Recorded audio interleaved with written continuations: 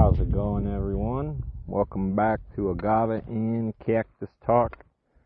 Today we're going to be talking about a project I've been working on for the past month and a half here at the farm.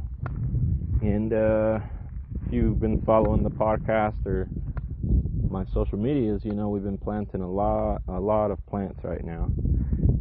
By the end of the year, the goal is to plant around 250,000 agave and around 10,000 cactus.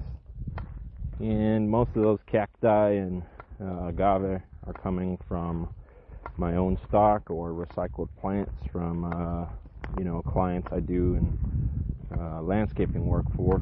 And it's the issue that I ran into was I only had 3 greenhouses and 3 shade houses, and I got more agave than I could fit even if I built 3 new ones and spent the next 3 months and tons of money building them. So I was watching this YouTube video of a couple people planting agave in Mexico, and they were growing I think tobula. So they were growing a bunch of agave tobula from seed, which is tobula in American. What is that? It's agave potatorum, subspecies potatorum, right? So the original tobula. And this one doesn't really give pups, only propagates by seed, which if you listen to the podcast. And most of the potatorum varieties we grow here in the United States, like Kichiokan and Cameron Blue, they're heavy puppers.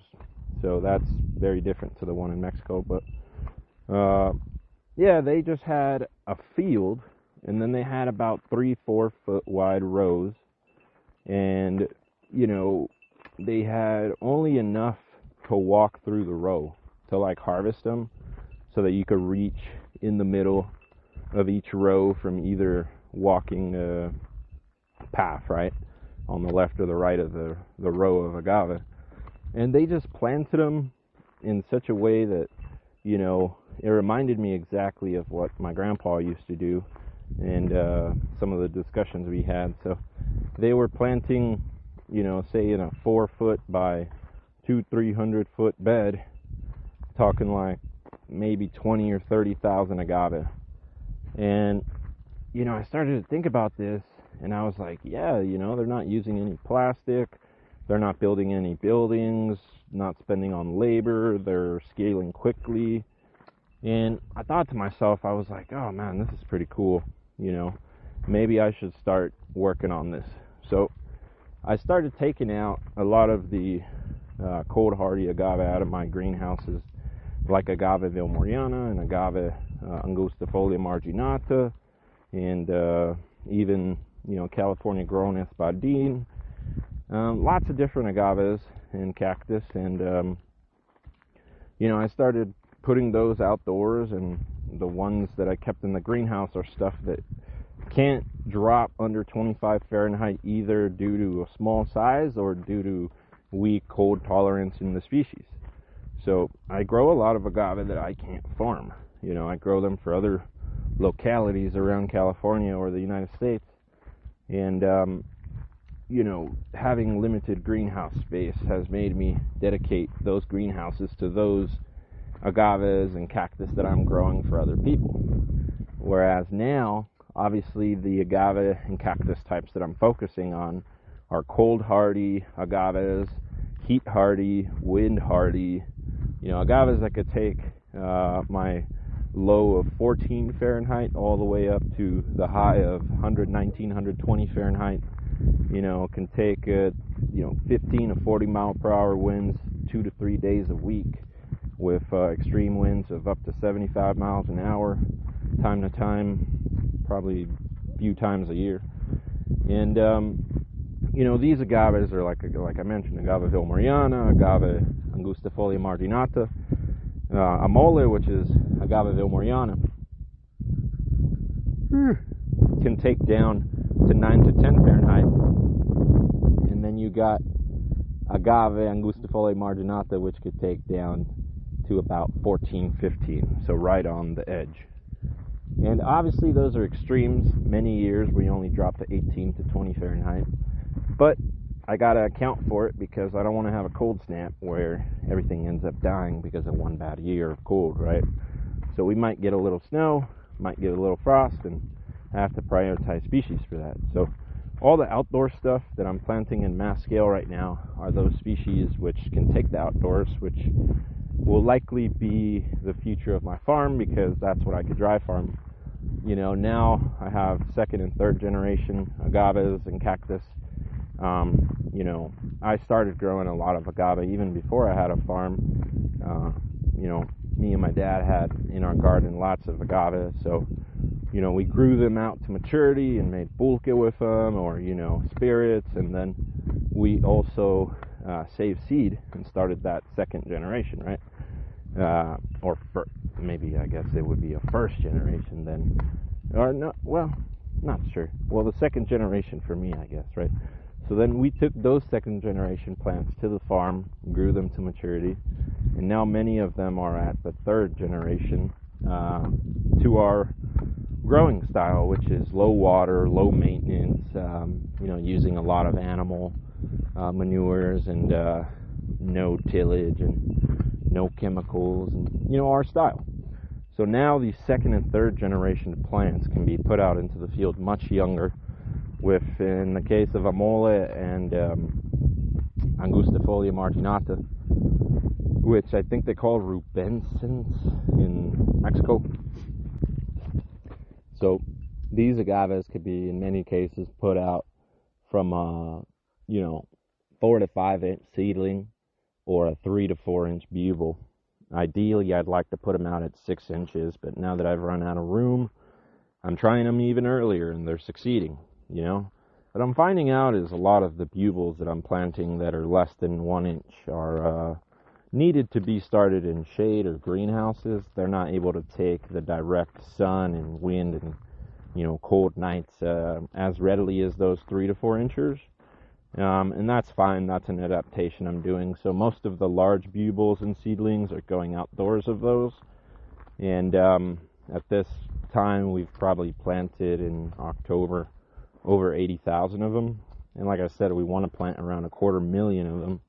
So we have quite a way to go, and we're actually under target right now because if I did 80K every month, then I'd be around 240K, so 10K under my goal.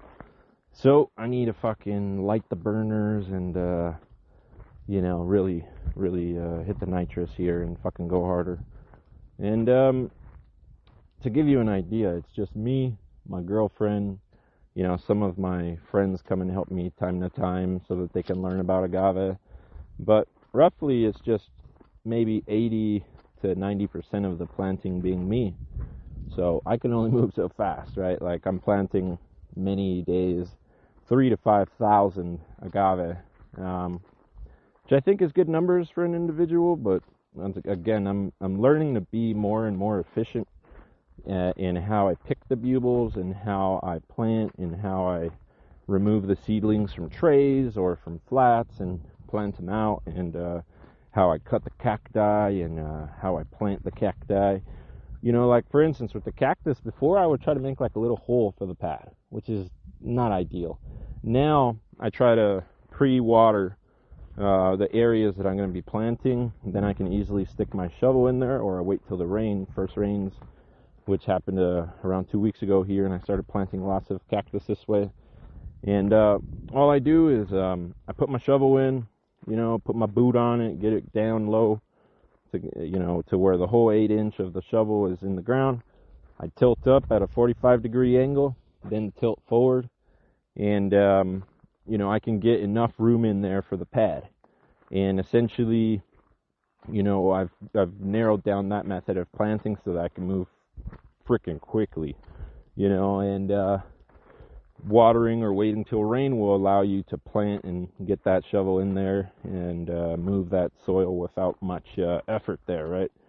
And on the bugle stage, I've learned now to, you know, essentially go in with a hand weeder or a hoe, I guess. What do they call that? It's like that hoe that, it looks like it's just a hand hoe, but it's not the regular one that we call a asadón in Mexico. It's I forget what that shit is called. But it just has like a small line, right? So you can go down like an inch or two, basically. You don't need to do much tillage. And, you're going to essentially just move that dirt sufficiently so you can get the bulb in about an inch or an inch and a half. You don't need to go freaking a whole foot, 6 inches down. I see a lot of people using tractors to prepare their soil for their agave, and I'm just like, dude, like if you plant it younger and you have strong plants, you can do it off a 1 inch of disturbance instead of, all this bullshit. But anyways, so these plants are going out into the field because they're much hardier, right? They're second and third gen, and many of them already have been accustomed to dry farms. So it's real crazy seeing these second and third gen agaves and cactus, because I'm planting them out and I may water them once off rainwater, or twice within every 2 weeks. And then those guys are putting out already an inch of roots. Like now that I'm selling a lot of those espadín and Vilmoriana that I had in my fields, now that I'm like planting in the field and then taking them out to give to clients, they're coming with a lot of roots, which is great for the client. And they get a little bit head start on starting their seedlings or bugles, and they advance quicker, and I'm selling it at the same price, so they're stoked, right? But the thing I'm realizing is that these second and third gen plants are just much hardier on the water and putting out roots deeper and quicker. And I'm not using any rooting hormone, because what I'm trying to get rid of is kind of what I was explaining earlier. I'm trying to get rid of the plastic, the greenhouse, the buildings, the heavy labor. I'm trying to go to what my grandpa, what these small agave farmers growing diverse genetics are doing in Mexico. And if I need a shade tarp, I'll put some simple bamboo temporary structure that can just hold the shade cloth up. I don't need to build these crazy structures. And over time, I'm just going to be growing less and less cold hardy species, because I'm only going to be able to expand so much with the spaces I have, and I'd rather expand planting out 100 acres instead of building 10 or 20 more greenhouses to fit a bunch of that agave, right? So I just think that's going to be a better way for me to scale. And obviously, buying dirt, buying the pots, buying the plastic, buying the 2x4 now, it's expensive. All of that adds up really quickly. And I want to be able, ideally within a year or two, to grow millions of plants here of agave and cactus. And I don't want to be having to, like I said, spend a crazy amount to do that scaling. So I think the outdoor planting is going to be the way I go, and I think it'll be better for everyone as well for me to focus on these colder, hardier species, because a lot of my clientele is not in California, and it's, in these colder states. And Tequiliana and Espadín, like, they're great maybe for California coast where they could be dry farmed, but in the Central Valley, you're going to need a lot of irrigation. In Arizona or New Mexico, it won't even grow, right? So now with the agave species that I have that are hardier and dry farming, those agaves could go into deeper parts of the USA, right? So now I think, we've shipped out to probably maybe 150, 200 farmers around the USA. That's specifically not California. And many of these states, as soon as you cross California, even the Mojave Desert going all the way east, you're talking, anywhere from 15 Fahrenheit all the way down to negative, 20 Fahrenheit in many of these states that people want to grow agave. And, I can give them many species that could get down to those cold extremes, but it's not going to be what we're doing in Mexico, which is Espadín and Tequiliana, right? Even Tobola can't take those extremes. Jabalí, Basically, most of these agaves that they use commonly for spirits in Mexico are more tropical. They're not as cold hardy. Most of the cold hardy species actually are from the United States. So most people don't know agave is native from California all the way to Florida. So it has lots of species, right? I think the last time I checked, there was close to 50 or 60 United States species and cultivars or subspecies. And, these have evolved probably over time, definitely from Mexican genetics, but they are uniquely American in the sense now that they can take our temperatures and our extremes of water, right? So if you get, agave havardiana or crescenta or these are going to be agaves that could grow large without much irrigation, be dry farmed, and can take cold temperatures. Or maybe you need a pre-subspecies Neo Mexicana or agave utaensis if you live in some negative 20 Fahrenheit places where it snows, right? Like there's an agave for every place. It's just that you got to research it. You get me? Like we've talked about this several times, but don't be that Texan agave farmer that plants a ton of agave tequiliana and all that shit dies on year 3 in a cold snap. Or even if you're in Australia or wherever, I mean, lots of people listen from all over the world. I can see in the podcast statistics. Cholo, come over here. Be a good boy. It's okay. Come here, my boy. Cholio. Vente, Cholo. Vente, Cholo. Cholo's doing too good of a job moving the goats. He's become quite the herder, though. He moves them to the best grasses, like he's learning, and he keeps them together all the time. So he's been the best herd dog I've ever had, and he's only a couple months, maybe 7, 8 months now, or maybe 6. I'm not too sure when he was born. I forget. Oh, May. So yeah, he's 6 months old now. Since month 3, though, he's been a herder. He's a beast. But yeah. Anyways, getting back to my point. So this project, planting 250,000 agave and cactus, it's going to be quite the journey. But a lot of people ask me why am I trying to plant so many agave, and a lot of people think right now agave is in a gold rush mode in California, and I'm definitely one of those. A lot of people are going to plant and spend millions of dollars on agave and make no money. And many people that happens to them in Mexico because they're not innovative, they're not vertically integrated, and they're not efficient with their farm, right? So they use lots of resources, so their margins are very low. And when shit changes, stuff switches. The pricing in agave in Mexico 2 years ago was at record prices, right? So, I think it was at like 30 pesos a kilo. Today it's at less than a peso a kilo. So, imagine within a year or two, the agave price in California dropping, 30 or 40 times, right? What would that do to your business, right? So you need to be adaptable. That's one thing as a third-generation agave farmer. I can tell you my family's only stayed in this for several generations because we're very adaptable to the boom and bust cycles. And we talk about this on the podcast, but many of those ways to adapt are having, a plethora of businesses on your agave farm, from animals to, making different fiber products or different medicinal products. Or, we'll go listen to all the podcasts. We talk about 1,000 ways to utilize agave. Some of my favorite ones that I'm working on right now is going to be trying to make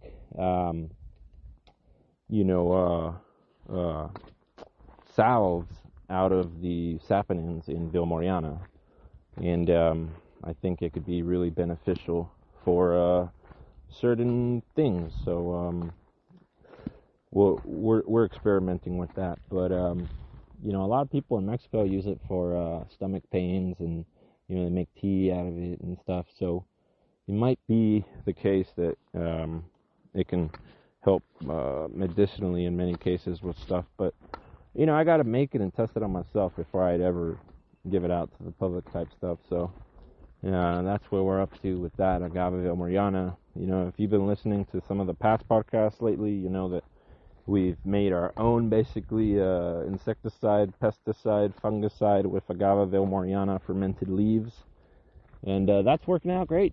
I just am trying not to use it a lot, because I don't want to build up a tolerance. You know, I don't want to create super bugs or super pests or super fungi. So I'm trying to use it very sparingly, as if it was a synthetic chemical. You know, like I said, we're chemical free here, but you know, I look at a mullet oil or creosote oil, you know, as a natural version of these synthetic products, and I don't really see them as chemicals. You know, even though, you know, chemically or scientifically speaking, they're chemicals, but in my view, when I say no chem, I mean no synthetic chemicals, right? You can use lots of biochar and biofertilizers, compost teas, compost, all types of quote-unquote chemicals, but they have to be nature-derived. You get me? But even if you do have nature-derived chemicals, and you use them consistently like that, I'm telling you, you'll build a tolerance to it, or your pests and insects and fungi will. So you want to use different stuff. I've been using some amole oil, which is, I said, fermented leaves in water, and then separating that water after from the leaves, and then you could spray it in a sprayer really easily. But I've been using creosote oil, which is another native crop I have a lot of here. I've been you know, trying to identify certain native crops that I have grown already on the land, and I'm seeing that I can make different types of oils from them, and a lot of these natural oils are great at combating a lot of the things I might be encountering here, right? So that's an interesting thing I'm working on right now, but yeah, back to what I was talking about, and why am I planting so much agave? Well, if you've been paying attention to some of my podcasts, this year we've sold over 300,000 of them. So I'm just trying to keep up with my clients' demand. I'm not trying to, you know, like people always ask me, like, why didn't you grow, Cholo, calm down. Why didn't you grow 500,000 agave until this year? And I tell them, well, my clients didn't demand it, and I didn't see that there was a demand for it in the general market. This year and last year, really, agave has exploded, and now it's growing. A lot of new farmers are getting into it. People, even if they don't want to farm it, you know, are using it now as forages. Ranchers, you know, many of my clients are ranchers. They don't even care to farm it. They just want extra feed for their cattle or for their goats or sheep or, you know, pigs, and that's great. You know, agave has many uses on different agricultural operations that could be, you know, making that operation much more efficient and profitable.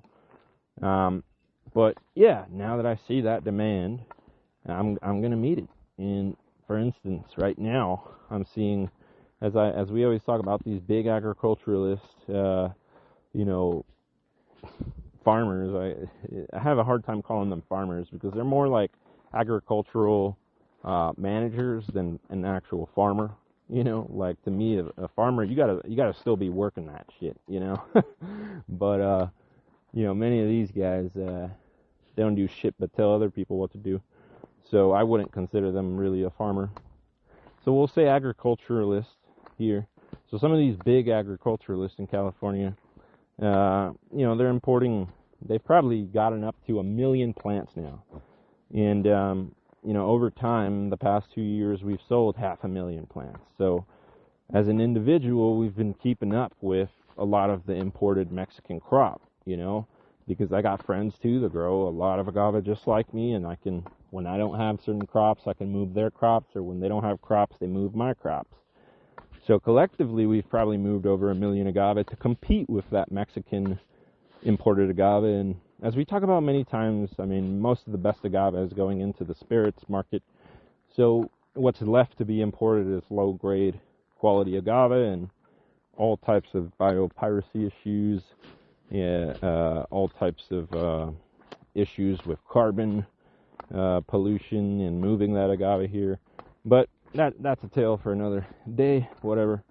The goal, or the thing that I'm really getting at here, is that they've brought in 1 million plants of literally 2 species, which are water-loving.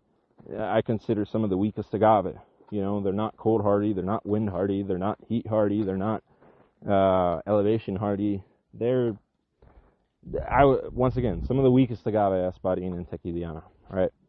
And now that people are trying many of these crops, which is why I don't really consider these big agriculturalist competition, because they're in a different type of growing. They are presenting this Tequiliana and Espadín to many farmers, and many farmers are planting it and having poor results with it. They're in a region that's too cold. They don't have enough irrigation water. It's too expensive to irrigate that.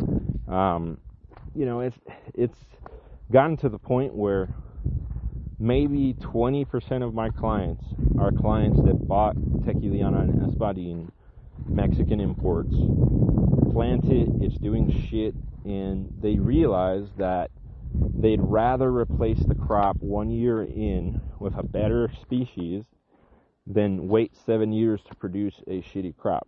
And I'm totally in agreement with them,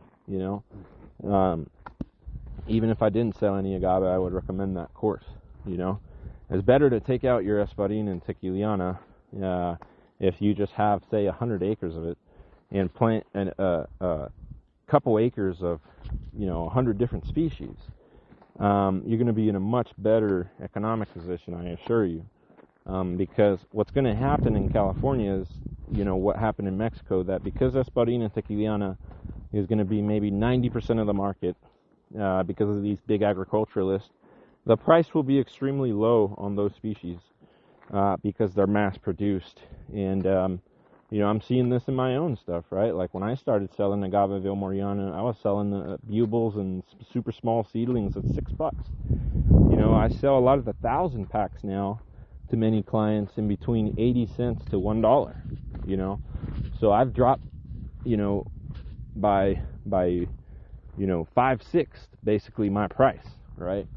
And I'm a small farmer. So you can imagine what the efficiencies will be mass producing millions of Agave Tequiliana plants.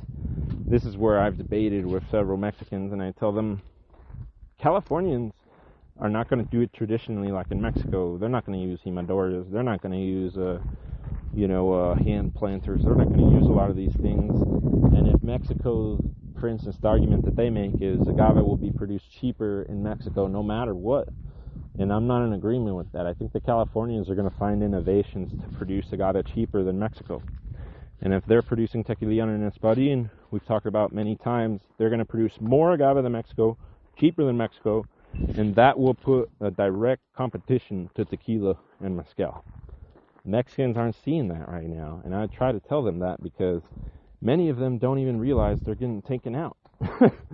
What I'm trying to do is provide new agaves into the market. I want to be able to be on the same shelf as the Mexican spirit, not take it out, and that's why I grow lots of different agaves. But the point that I was getting at here, I always get distracted, is that these farmers are asking for all the different species because they realize there's a lot more to agave than Espadín and Tequiliana. You got 200 different species. I've probably grown, 80 to 100 different species on the farm. And now, those agaves, I'm crossing them off or I'm checking them as great species. And the point being, we've identified probably 50 to 60 species that are amazing to grow in California. Not all over California, but each of them can have a place in various counties. So, yeah, I'm going to meet that demand. But the point really is that I'm getting at here, and why I was making this podcast, is that there's a big reason, I think, to shift to this way of growing outdoors, shifting to the more cold hardy species that could be dry farmed of agave, because California does not have a crazy amount of water.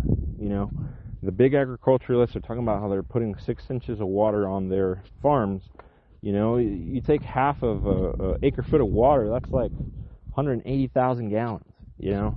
You spread that over 1,000 acres or several thousand acres if you include a group of the big agriculturalists. Now we're talking about using more water than fucking California, or not California, than Los Angeles receives from their allotment in the Colorado River. That is like insane to be trying to today add another small river in usage of water, essentially. And where do you think that water is going to come from? Most of these agaves are being planted in the Central Valley from Yolo all the way down to Bakersfield, right? Groundwater. Most of these areas are already sinking like crazy. I mean, you look at areas in the Central Valley that have sank 50, 60 feet. Some of the electric poles from 30, 40 years ago, they, you know, you could see how low it sank because of the sedimentation on the fucking poles. Shit's crazy. You know, when we talk about wells in my area, we're talking about a 300-400 foot well. I've seen vineyards with 1,000, 1,200 foot wells. I mean, how far can you go? You know, I mean, majority of these basins, aquifers in California, are completely out of sustainability. They're going to become more expensive to regulate. So I was reading that the other day, that during the drought, California groundwater became 3 to 4 times more expensive. You know, that will continue. I would expect a tenfold increase in the next 30 to 40 years. I wouldn't like that. I'm not saying I would like that, but I'm telling you, I live in California, and these politicians, man, they're going to regulate the shit out of water, whether you like it or not. You get me? So that's dangerous to add thousands of acres of agave tequiliana and agave espadín. You know, like I'll give you an example. I got a ton of agave espadín out of a garden in Pasadena, right? Now I've identified it as more cold hardy. That's why I'm planting it outdoors. You know, 20 to 20 Fahrenheit, or 20 to 25 Fahrenheit is the cold hardiness of Mexican espadín. This guy already hit 25 Fahrenheit, and it's a freaking small plant, okay? So obviously it's more cold hardy, and but my point is, it's still a water-loving agave. So I'm trying to train it to be more drought tolerant, and I can't do that in one generation. It will take me 2 to 4 generations, right? So I'll keep maybe only 2,000 of the 10,000 plants. The other ones have already, many of them, left to other farmers, and many other farmers are asking me about them to buy them. And I'm shipping them off to them the 80%, right? Hopefully, maybe even if those sell, I'll sell the extra 10%. Only keep 1,000. But why would I do that? Because I recognize it's water loving. So while I like the flavor of it, in certain cases, roasting it or combining it with different agaves, it's not going to be the one I focus on. Now, if I was in Santa Barbara, there is no problem planting espadín, and you can totally fucking dry farm it there, because you get 20, 25, 30 inches of fucking rain a year. You get me? So, different climate. Many of the farmers I'm selling to are in areas that receive 20 plus inches of rain. So even if they do need to irrigate, we're talking a very small amount. Okay?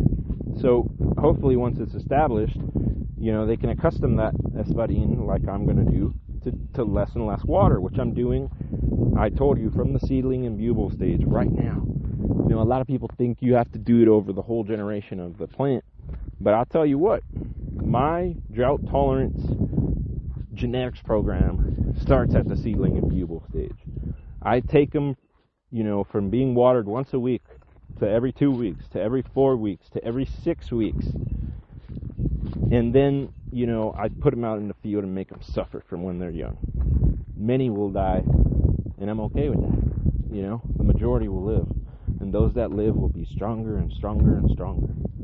And you can do that with your plants. Even if you buy, you know, another example, I'd buy everyday watered greenhouse agave or cactus.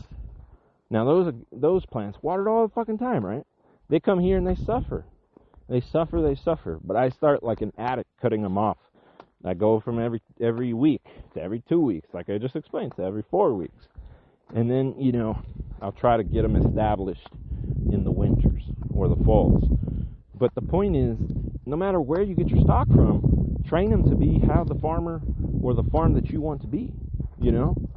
It's like, you know, if I was in Santa Barbara, my way of growing would be completely different, you know? If I was in Northern California, it would be completely different. You know, a lot of those areas have never dropped really under 30 or 40 Fahrenheit, you know? A lot larger selection of agave that you can plant, and cactus.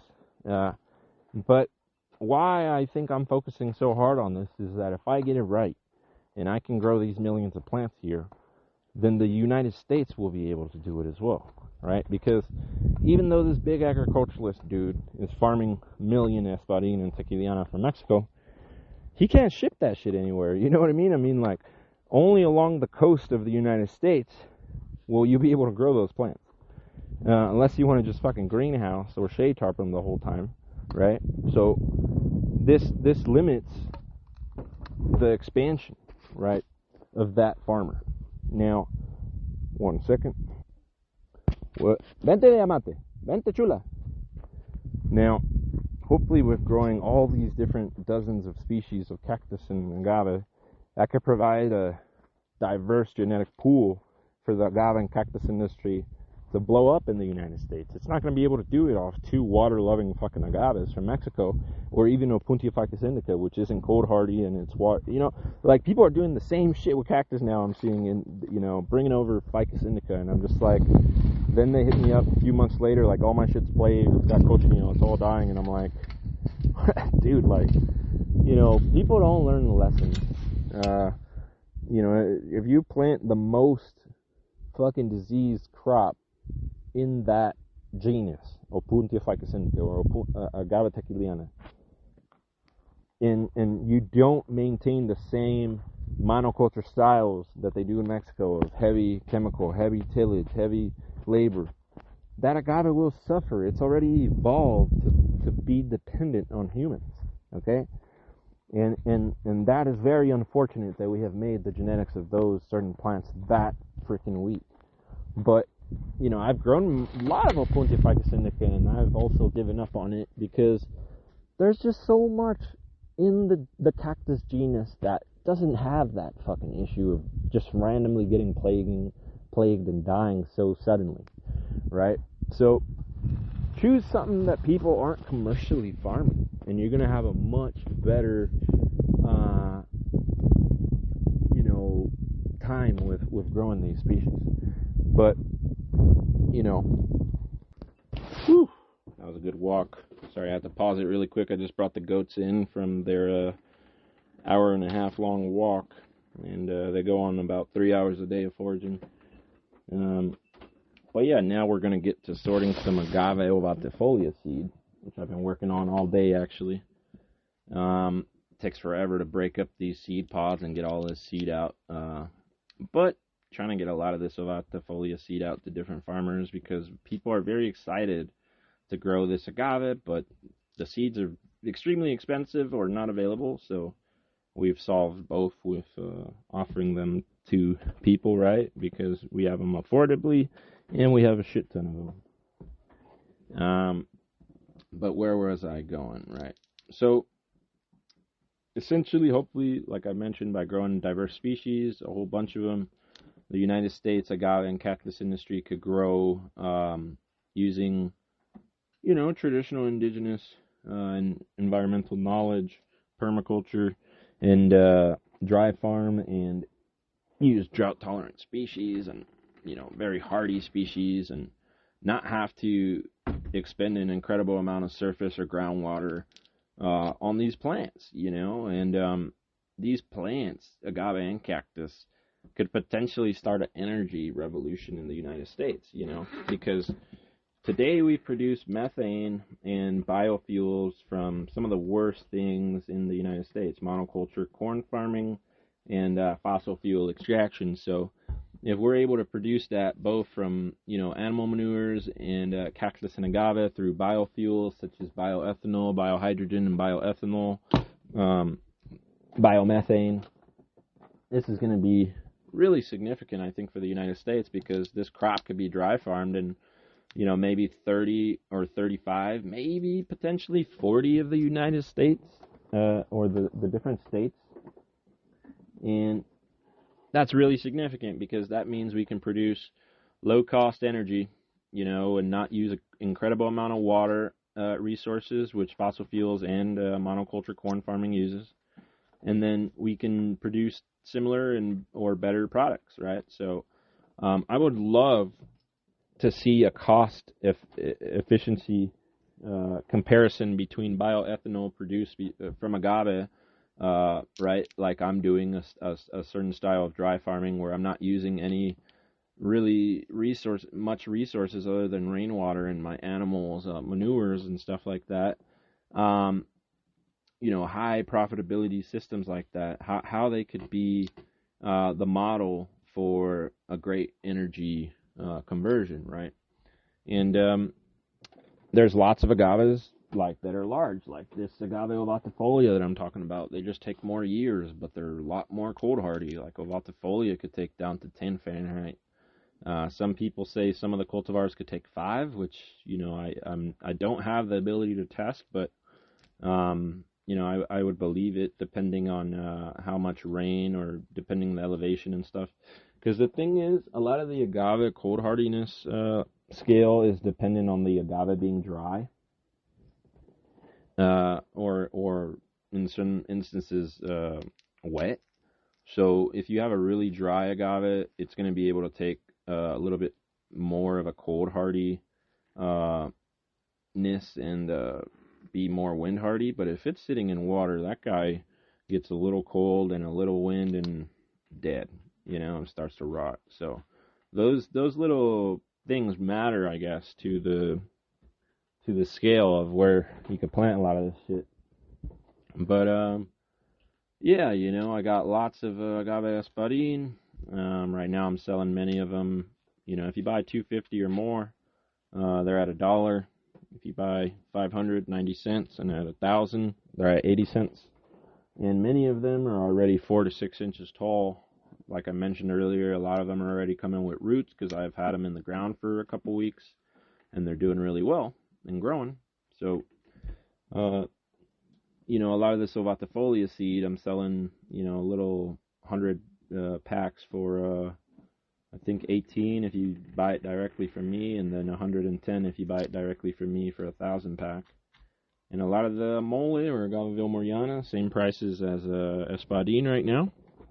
They're just a little bit younger or smaller plants, so they're going to be like, instead of 4 to 6 inches, probably 3 to 5, which is still a great plant. But it's actually stronger than the angustifolia.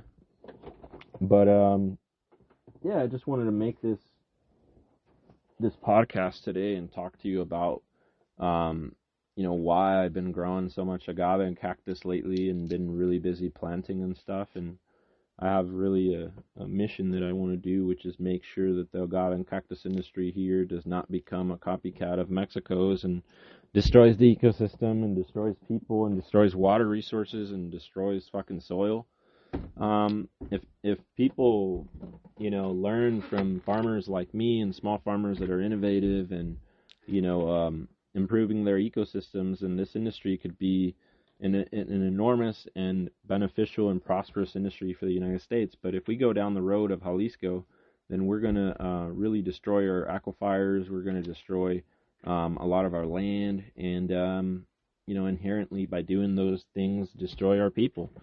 So we got to be really cautious in the species that we're choosing as farmers to dedicate ourselves to, right? And that's why I mention all the time that even though my family for generations has grown tequiliana, it's a crop I mostly stay away from. Not to mention it's very weak. But yeah, even though it's something I love, it's not the right crop for the United States, so it's something I'm not going to really focus on, even though I might have a few of them, right? That's just mostly for fun, or for just having something to mix with, or have something a little different, right? But point being, the global agave industry also must not fall prey to this monoculture style of farming agave. And, you know, by having lots of diverse agave farmers in the United States, they grow lots of diverse crops that are going to be shipping these crops to, around the whole world. We have to have a diverse population of crops for the globe. And, people contact me from Australia, from Thailand, from Singapore, from, China, from Hong Kong, from fucking lots of places in Latin America. Agave also is native from the United States all the way down into, I think, Peru. So it literally goes the whole Americas. So many of these countries have the potential to even use agave, use native agave, use native cactus, and grow lots of stuff. There's lots of products that can be made from a lot of these, columnar cactus and, agaves that aren't relatively used. Like a great agave that, people are trying out right now is from native to Costa Rica and the tip of South America, the northern tip, which is Reckley. And that's a pretty large specimen, many of the cultivars, and it's relatively faster growing and pretty nice specimen. So, once again, one that we're very unfamiliar with in the United States, and it could have a lot of potential here, right? So it's one I'm looking at potentially growing. But the problem with a lot of these species is, I can't really find United States grown versions of it, and I don't want to import a lot of these crops from different nations, like Mexico or in Europe or in Africa. It's like I'd rather get California grown versions of it, even though they're low amounts of them. So, I'm just waiting to get more of them. I got a couple Reckley right now, maybe, I don't know, a dozen or so. From just seeds that I had bought a few years ago, but rarely do I see the seeds for sale, and if I do, they're extremely expensive, so I'm also not trying to overpay for these agave seeds.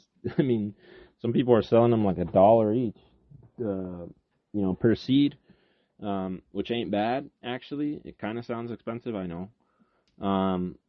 But, other people are talking about like $5 a seed, and I'm like, all right, guys, you guys are pushing it, you guys tripping. But, there's a lot of potential for the agave and cactus industry globally in the United States and even in Mexico.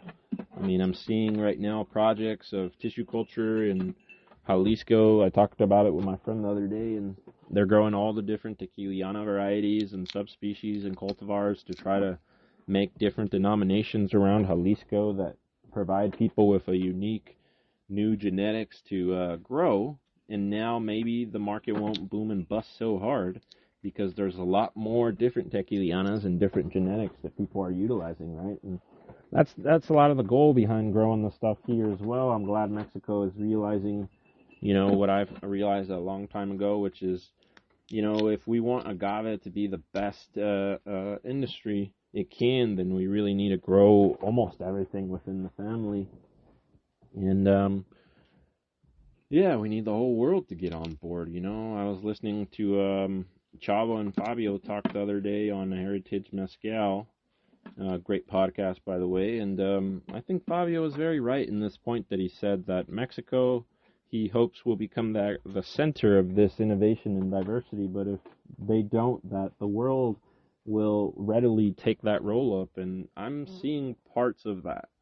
I think our like farmers like me growing so many diverse crops in the United States of agave is starting to go back and inspire Mexico to grow lots and lots of these different varieties, right? Because they see the potential that these nurseries are doing, or small backyard breeders, and not only the profits, but the ability to put out a lot of these rare genetics into the public is something they get really excited about. And, so now there are people like me all over the world, in Mexico and Australia, growing, 30, 40 different cultivars with the intention of making their industry much more diverse. And I think that is an admirable goal. And we'll continue with that goal here. And, I just wanted to throw out this podcast today, get you guys, a quick little pod about what I've been up to. Just been kind of off social media a bit because I've been working a lot, but we're still doing lots and lots of agave. And if you need any agave, always remember we sell it on Etsy and eBay. The Etsy shop is what you call it, Agavero Californiano. Oh no, what is it? It's agave times cactus farming. Sorry, that's the website that we made where you can also purchase agave now. Called agaverocaliforniano.com. We're trying to make a website database for many of these agave and cactus so that farmers can, learn a lot about them before maybe they spend a lot of resources on trying to farm them, and maybe look over the different genetics and see which one may be the best for them, right? So hopefully that's, the goal behind that, I think I've explained it before, was that I knew that San Marcos, one of my favorite nurseries, is closing, and they have a database of many of the species of agave there. But many of them are there's many agave missing and cactus missing, so I plan on making my own database, and, they're going out of business. I'm not sure if they're going to uphold that website or not, but hopefully they do. But my intention is to improve on that, because they make it for landscapers, whereas I'm making a lot of that data for farmers, right? So, for instance, they would tell you how it grows aesthetically in the garden, and I really do not care about that. I think most farmers more so care about Brix levels, drought tolerance, frost tolerance, cold tolerance. And a lot of those things are what they're looking for in these new species. So, it's exciting to see the evolution of the industry, and hopefully, soon it'll be a global industry. Even though I know many Mexicans hate when I talk about that. Sorry, it's just where the world is headed. I've talked about it many times, but I think agave will be much like wine in that it's grown in every country it can be grown in. And, today you're seeing lots of farmers in Australia, we got farmers in Italy, we got farmers in fucking lots of places in Africa, in Peru, in fucking Argentina, in Brazil. It's like, this shit is global already. It just, people have not realized it yet, but it'll spread further and wider very soon, and we need to grow the genetics to allow that. That's not just Tequila and Espadín. So, anyways, yeah, if you need any agave, let me know. But for the most part, this whole month of November, I'm gonna just continue planting a shit ton of agave, because we're behind schedule, almost on schedule, but still a little behind, and hopefully we can get up to 165,000 agave planted this month. That's kind of going to be my goal, total, right? Not just this month. But if I could do that, then I will be very content. And a lot of that as well, like, we're selling lots of agave, so I got less to plant if I sell it, obviously, which is great. But it's only momentarily, because we're always just growing a fuck ton of agave, right? I hope that soon we can get just more farmers doing what I'm doing, to be honest with you. Like, I don't even care if I make a crazy amount of money with agave. The only reason I'm talking about it so much and I have this podcast is hopefully I can put my 2 cents on the development of the global industry, and show people that monoculture is not the only way that this shit can go, right?